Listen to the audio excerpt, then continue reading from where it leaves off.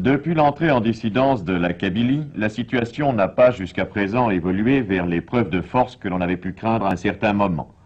Le gouvernement algérien a réagi, certes, et Ben Bella dispose depuis hier des pleins pouvoirs, mais il ne semble pas fermer la porte à la négociation. De toute façon, espère-t-il sans doute le pourrissement de la rébellion kabyle.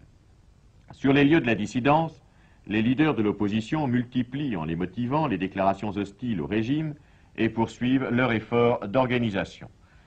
Ces images qui ont été filmées par les envoyés spéciaux de la télévision française nous montrent quelques scènes du climat et de l'activité qui règnent là-bas.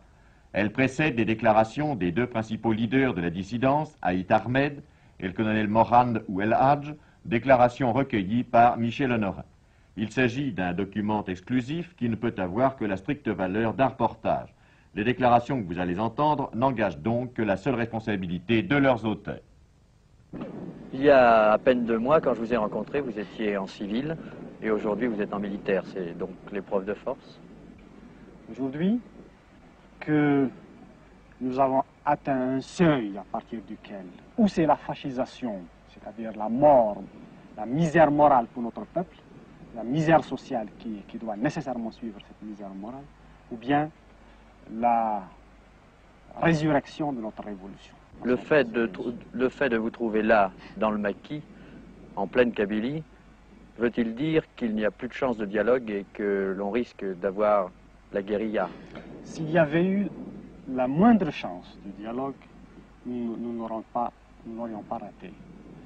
Et l'expérience que les uns et les autres avons faite, aussi bien à l'Assemblée nationale, dans le FLN et dans l'ANP, a montré que toutes les issues étaient bouchées.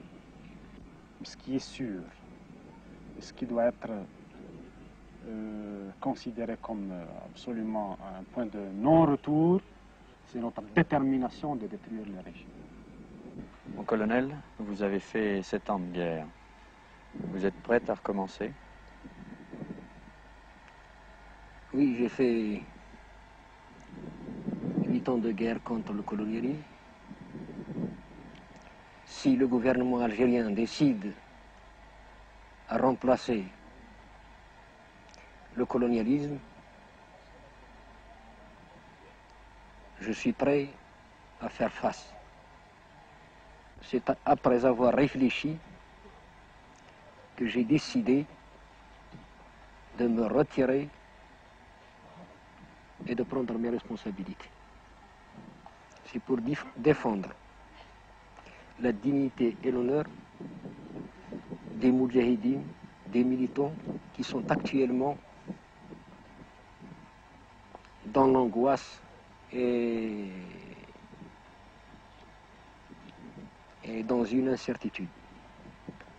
Des moudjahidines, des militants, après avoir lutté pendant 8 ans, se trouvent actuellement sans logement, sans pension, sans travail. Et beaucoup d'eux se trouvent dans des prisons. Je ne veux pas faire couler du sang entre Algériens. Je l'ai évité déjà.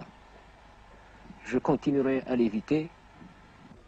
Ici, en Kabylie, principalement dans toute l'Algérie, nous sommes démocrates. C'est la première démocratie du monde. Nous n'admettons pas de raïs. Abdelkader Ben Turki, qui a combattu la France, il est venu ici, l'histoire le mentionne, solliciter l'appui de la Grande Kabylie.